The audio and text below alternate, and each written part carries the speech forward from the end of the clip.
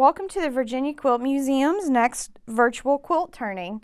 We hope that you all enjoy these beautiful quilts that we have picked out for you today and that they work to inspire your creativity.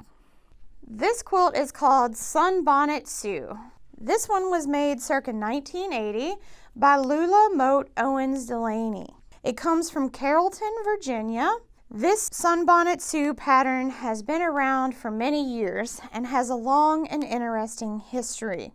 This pattern was first seen in 1895 as an illustration for a children's book. Sue was created by Bertha Corbott for the Sunbonnet Babies Primer, and Sue's appearance was to portray the image of innocence, purity, and timelessness. Sunbonnet Sue was first seen as a quilt pattern in the 1890s, and several patterns were sold in Goody's Lady's Book and McCall's. Her pattern was often available in newspapers as well. Advertisers always portrayed Sue in a rural setting. The nostalgic image seems to stay entirely the same from the early 1900s until the 1970s, but reached the peak of popularity in the 1920s and 30s. In 1979, the Sunbonnet Sue pattern met a new chapter of its history.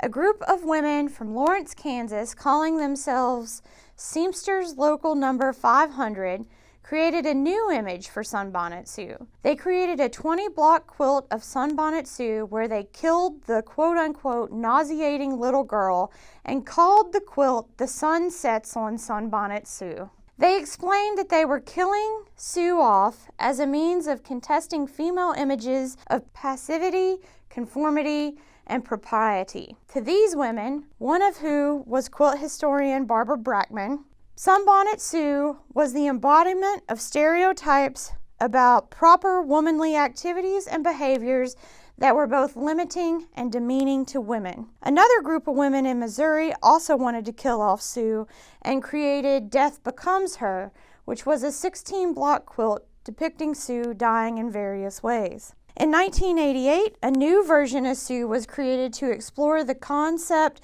of feminine behavior. The new Bad Sue was examining the ways in which society has constructed our perceptions of gender. Women began to question intentionally those perceptions by subverting them. These quilts showed Sue doing things that were often unacceptable for girls and women. These blocks portrayed Sue smoking, burning her bra, and mooning boys. The makers of the quilt hoped to question traditional gender roles in a humorous way, but still be thought-provoking. Sunbonnet Sue quilts are still popular today. Do you have a favorite Sue?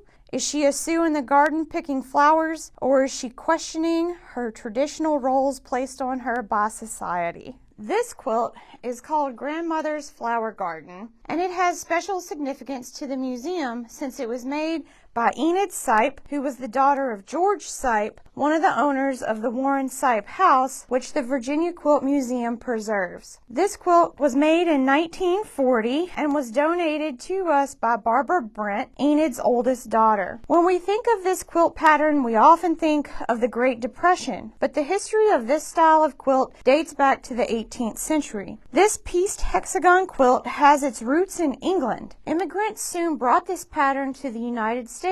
Hexagon templates for these quilts have been found that were made around 1770. This leads historians to believe that the hexagon pattern might be one of the oldest pieced patterns. Early names for this pattern would have been honeycomb or six-sided patchwork. Quilt historian Barbara Brackman explains that the design sustained its popularity across the decades, changing from chintz to silk to wool to calicos, first in brown cottons, then grays, and then pastels. The earliest known American-made hexagon quilt is dated 1807, while an English hexagon quilt is dated even earlier. They were likely made for years before that, but as quilts from this era were often not dated, and few of the quilts made this early have survived to be enjoyed today. Today, not many new ones are made due to the labor-intensive process of making this quilt. To make this, one must use a technique called English paper paper piecing. With this method, a hexagon template had to be cut out of paper or light cardboard for each hexagon patch. If the quilt maker was very careful after sewing them together, they might be able to take some of these hexagon templates out to be used at another time. Other quilters left the templates in, giving us the opportunity to date some of these quilts by the pieces of newspaper left in the quilt. This is Celestial Harmony circa 1990. This contemporary art quilt was gifted to the museum in 2008 and was made in Marion, Virginia. It is pieced in applique cotton prints with a stippling quilt pattern. Sylvia Richardson, the quilt maker, explains her vision of the quilt. Celestial Harmony reflects a complex universe with a special place for its multi-dimensional parts. Using the traditional Dresden plate pattern, I created many kaleidoscopes. As the jewel tones developed with its sparkle, I began to see them as a part of the universe. Collecting numerous natural sky fabrics, I made a curved piece background and later embellished it with applique plates and celestial bodies. We love this contemporary quilt and we're happy that it was donated to us. We want to thank you for watching our virtual quilt turning today. We hope that you enjoyed this, learned something new, and were inspired to create your own piece of art. If you're interested in more of our activities, other virtual quilt turnings, or donating to the museum, be sure to check out our website, vaquiltmuseum.org. You can also follow us on Facebook and Instagram.